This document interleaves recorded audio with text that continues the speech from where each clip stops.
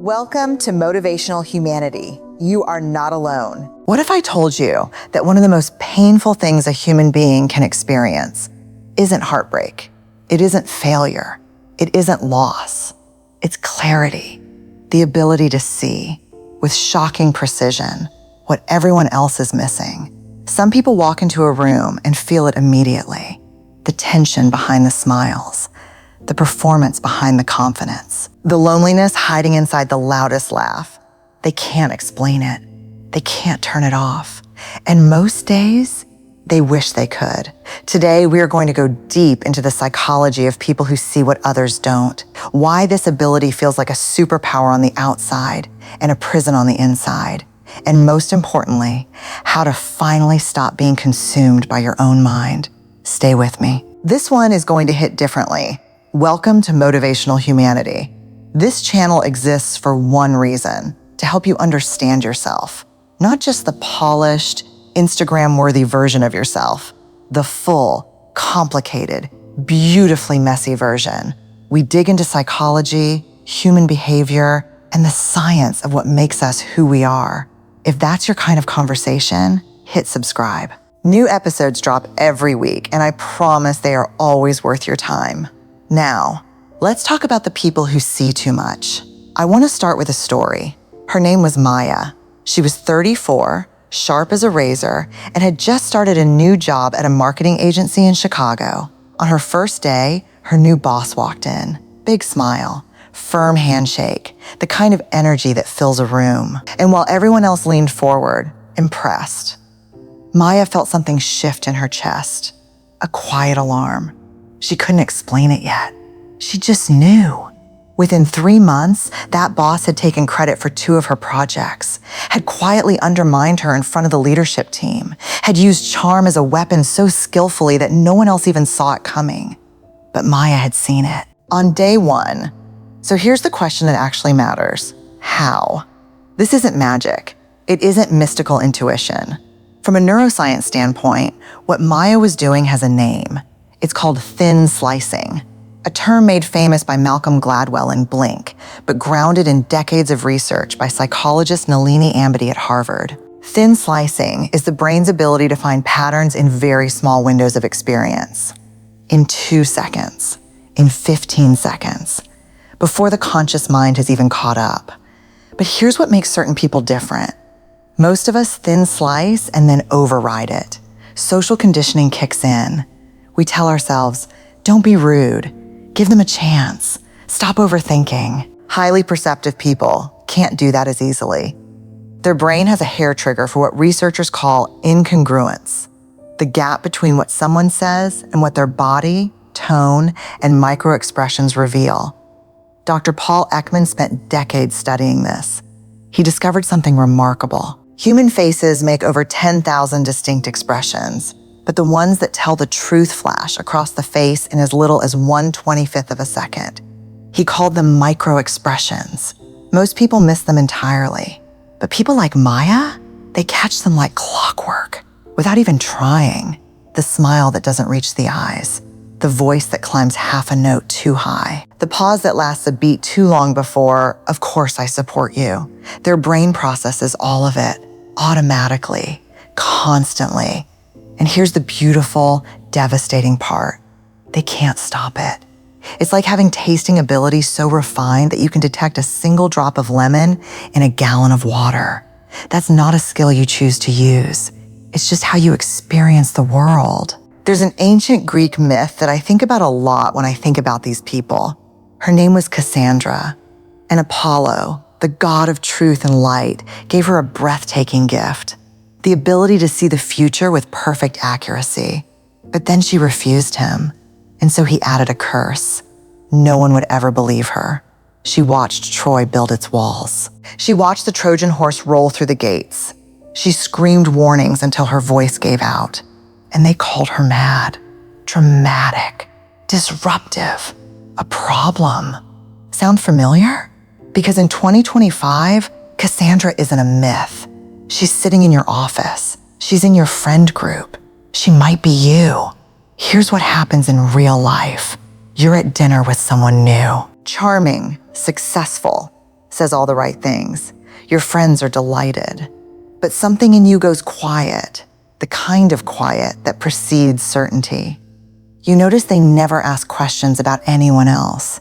You notice the way their eyes scan the room for approval, even mid-sentence. You notice that every story they tell has them as the hero. So you say something. I don't know, something feels off about them. And your friends look at you like you just insulted their favorite person. You're too suspicious. You never trust anyone. Why can't you just enjoy the moment? This is what Brené Brown calls the cost of being seen before others are ready.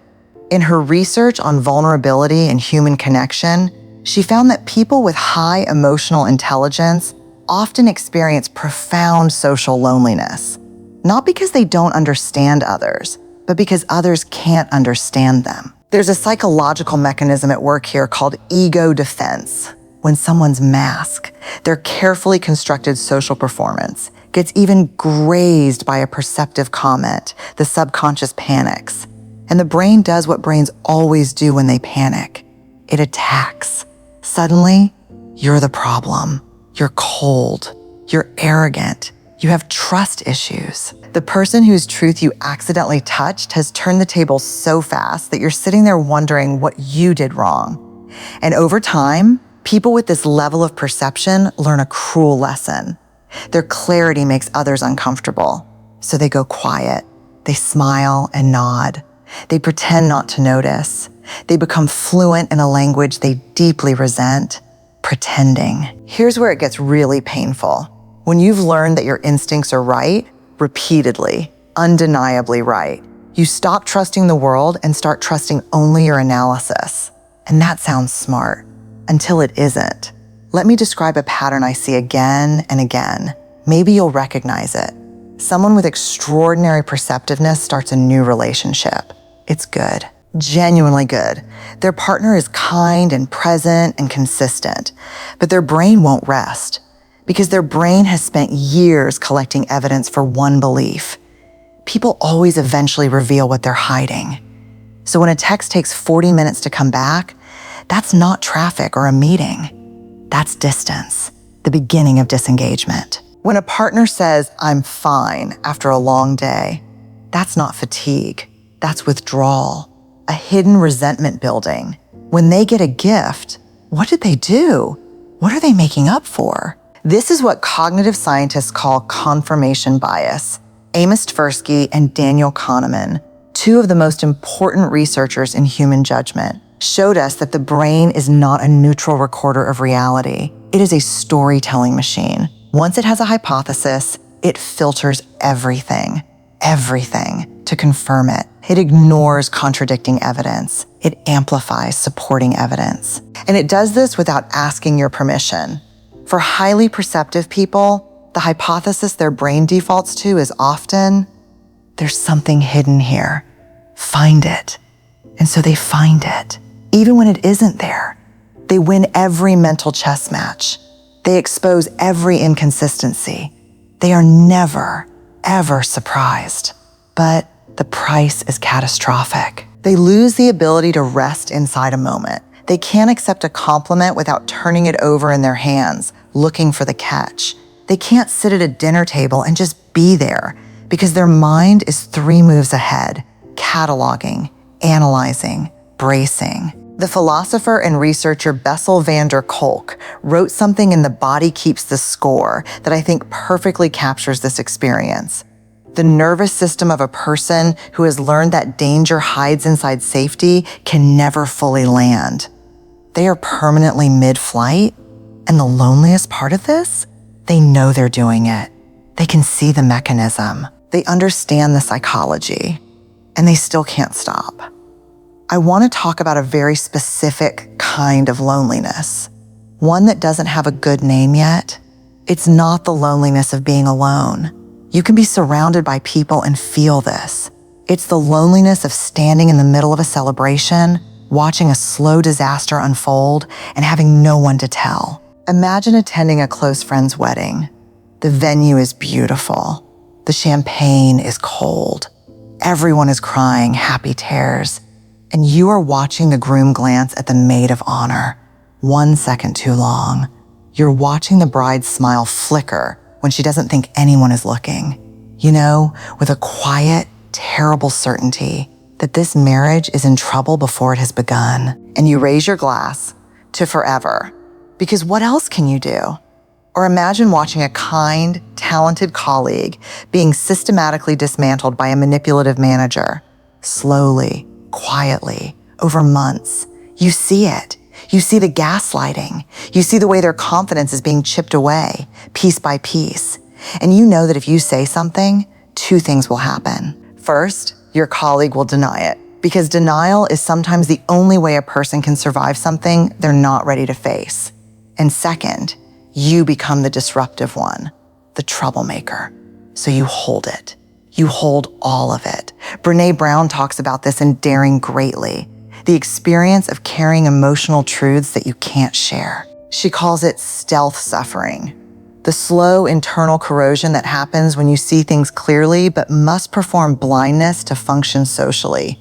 And the cruelest irony of all, because these people are so attuned to others' needs, they become extraordinary at making everyone else feel seen, heard, and understood. They become the friend everyone calls at 2 a.m., the colleague who always knows what to say, the partner who anticipates needs before they're spoken.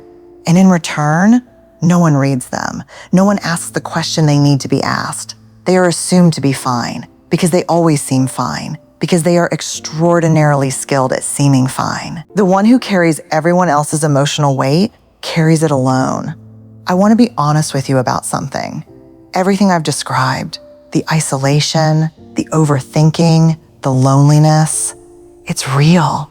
I don't want to wrap it in a bow and tell you it's secretly wonderful, because that would be dishonest. But I also want to tell you what I have seen happen when someone with this level of perception learns to work with it instead of against themselves.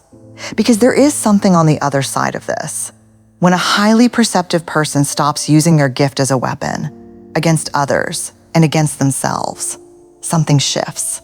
They stop being an X-ray machine scanning for damage, and they start becoming something rarer, something the world genuinely needs. Think about the greatest leaders, therapists, artists, and teachers who have ever moved you. The ones whose words felt like they were written specifically for you. The ones who saw you before you'd said anything. That's not coincidence. That's perception. Disciplined, directed, and softened by compassion. Howard Thurman, the theologian and civil rights thinker who mentored Martin Luther King Jr., wrote something that I return to often. He said, "Don't ask yourself what the world needs. Ask yourself what makes you come alive, and go do that. Because what the world needs is people who have come alive. People who see what others miss have a profound capacity to make others feel alive, to witness people fully, to create art and writing and conversations that feel true in a way most people can't access. The breakthrough is not learning to see less. The breakthrough is learning to choose what you do with what you see." Okay, let's get practical. If you see yourself in this video, here are 3 specific, evidence-based things you can begin doing immediately. There is a crucial difference between choosing not to speak and forcing yourself not to feel. Suppression, stuffing the perception down, pretending it isn't there, is what causes the exhaustion. That's not what I'm asking you to do. Strategic silence is different. It means you acknowledge what you see, internally, clearly, without judgment, and then you consciously choose whether it requires action. Ask yourself 3 questions. Does this directly affect my safety or well-being? Can my speaking actually change this situation? Is this my responsibility to address? If the answer to all 3 is no, file it, note it, let it pass like weather. You don't have to expose every truth, you see? That's not your job. Your perception is information. It's not a calling to fix the world. Highly perceptive people often carry a constant low-grade hum of other people's emotional data. It runs in the background all day. It's exhausting. A containment practice is a daily ritual that creates a clear boundary between what you observe and who you are. For some people, this is journaling, writing down what they noticed in a day and then physically closing the notebook. For others, it's a walk without a podcast, just letting the mind metabolize and release. For others, it's a 5-minute body scan at the end of the day to discharge the physical tension that perception creates. The goal isn't emptiness. The goal is a clear boundary between the end of observation and the beginning of rest. This one is uncomfortable, but it's important. Perceptive people are often surrounded by people who take emotional attunement from them, and they allow it because they're good at giving it and because asking for it in return feels vulnerable, which feels dangerous. Here's the practice. Choose one relationship, one person you trust, and once a week, be specific. Not, I'm tired, specific. I noticed something today that I can't stop thinking about, and I just need someone to listen without trying to fix it. I've been carrying something heavy, and I need to be seen right now. Brené Brown's research is unambiguous on this. Vulnerability that is met with empathy is the foundation of genuine connection, but it requires the risk of asking to be seen. You've spent years learning to see everyone else. It's time to let someone see you. Here's what I want you to take away from today. The ability to see what others miss is not a flaw. It is not a curse. It is not a sign that something is broken in you. It is a form of intelligence, raw, powerful, and real. But like every form of intelligence, it requires discipline. It requires direction. And most of all, it requires compassion, the kind you offer others without a second thought, turned, finally, toward yourself. You are not too sensitive. You are not paranoid. You are not too much. You are someone who feels and sees at a depth that most people can't reach. And that is not a problem to solve. That is a gift to learn to carry. So here's my question for the comments today, and I genuinely want to hear from you. Of the 3 experiences we talked about today, the Cassandra effect, the detective trap, or the weight of silent truths, which one do you live in most? And is there someone in your life you've been longing to tell? Write it below. This community is a safe place. If this video moved you, share it with one person who needs to hear it, not for the algorithm, for them. If you're new here, welcome. You found the right channel. We don't do surface level content here. We go into the deep end. Psychology, behavior, the real reasons we do the things we do. Subscribe, hit the bell, come back next week.